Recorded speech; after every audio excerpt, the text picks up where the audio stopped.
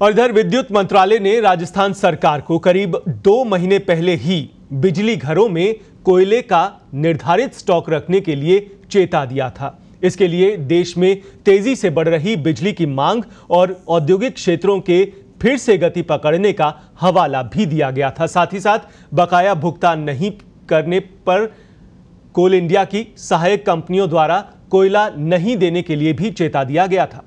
लेकिन इन सबके बावजूद राज्य विद्युत उत्पादन निगम ने कोयला स्टॉक नहीं रखा।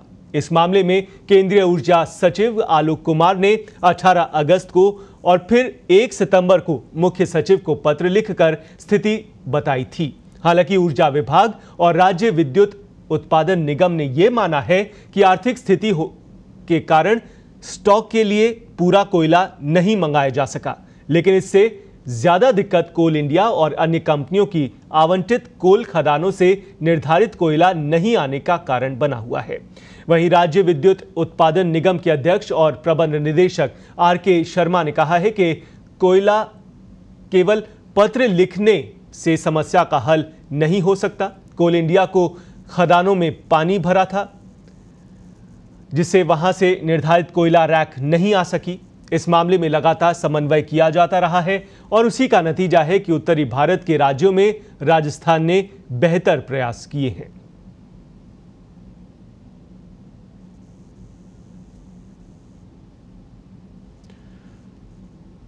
तो विद्युत मंत्रालय से लगातार संपर्क किया जा रहा है राज्य सरकार की ओर से, ताकि जो स्थितियां अभी चिंताजनक बनी हुई है वो ज्यादा और गंभीर ना हो, स्थितियां अनकंट्रोलेबल ना हो।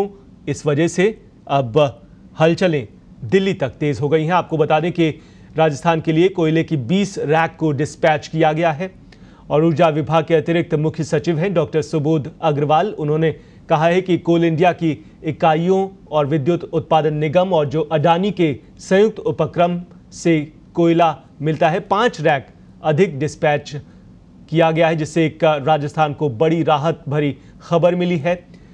वहीं अधिकारियों की भी मुलाकातें हो रही हैं, बातचीत हो रही है। राजस्थान के कई अधिकारी हैं जो दिल्ली गए हैं, मंत्रालय के अधिकारियों से बातचीत हो रही है और यह भी बताया गया है कि केंद्र सरकार के दोनों ही सचिवों से वार्ता राजस्थान के अधिकारियों की सकारात्मक रही है और दोनों ही सचिवों ने सहयोग का पूरा भरोसा दिया है।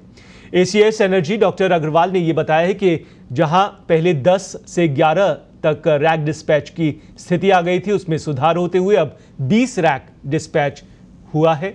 कोल इंडिया की जो इकाई है एनसीएल, वहां से 4 रैक डिस्पैच की गई हैं। विद्युत उत्पादन निगम और अडानी के संयुक्त उपक्रम से कोयले की 12 रैक डिस्पैच करवाई गई हैं।